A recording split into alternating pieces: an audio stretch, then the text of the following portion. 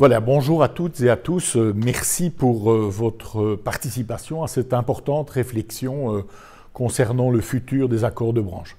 Bien évidemment, celle-ci s'inscrit dans le contexte de notre objectif commun, partagé par l'ensemble des autorités publiques, par les entreprises et par la société plus globalement, de diminution de nos émissions de CO2 et d'augmentation de la performance énergétique, en ce compris, bien sûr, dans l'activité économique et dans l'activité industrielle.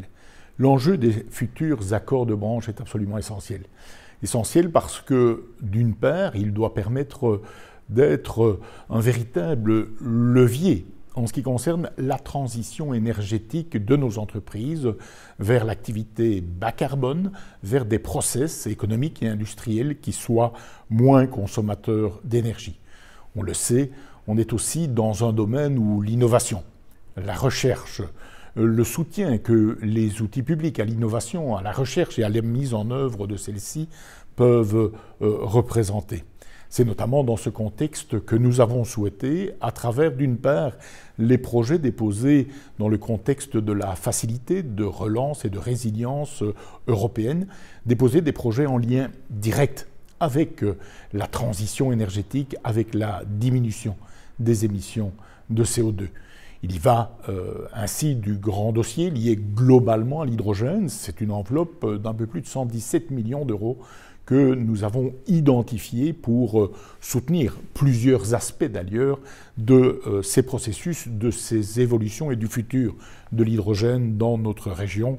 Ceci ne manque pas de concerner très directement un certain nombre d'acteurs industriels, potentiellement bien sûr, mais dans des applications très concrètes qui peuvent peser sur le dossier transition énergétique de leur activité. Dans le même temps, nous avons également souhaité que des crédits puissent être dédicacés. On parle ici d'une somme de 50 millions d'euros, toujours dans le cadre des fiches introduites dans le contexte de ces fonds européens de relance et de résilience à l'adaptation à la transition industrielle.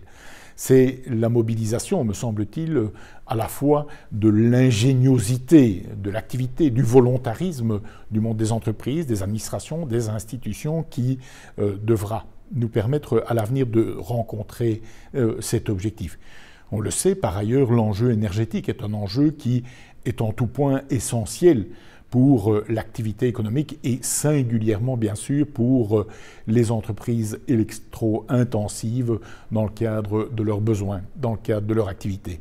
La dimension, bien sûr, coût, compétitivité est donc un volet qui n'échappe pas à notre attention toute particulière.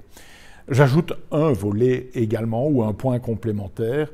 On le sait, on est dans un contexte qui est très balisé au niveau européen. Des décisions ont été prises concernant les versions antérieures des accords de branche. Nous devons donc veiller à ce que nous conceptualisons avec vous en région wallonne soit robuste juridiquement, qu'il soit vraiment susceptible d'être un outil de transition effectif, concret au bénéfice des acteurs concernés, qu'il soit bien sûr raisonnablement simple, raisonnablement accessible, en tout cas dans sa dimension, mais qu'il puisse rencontrer les objectifs fixés tout en résistant à l'examen européen et à d'éventuelles contestations juridiques. C'est tout cela finalement qui nous réunit aujourd'hui et je voudrais vraiment saluer le travail mené par nos administrations, par les fédérations sectorielles et intersectorielles, par les entreprises, ainsi que par chacune et chacun d'entre vous. Je ne suis pas plus long puisque manifestement le travail ne manque pas, la tâche est complexe, mais elle est en même temps totalement prioritaire. Merci de votre implication dans celle-ci.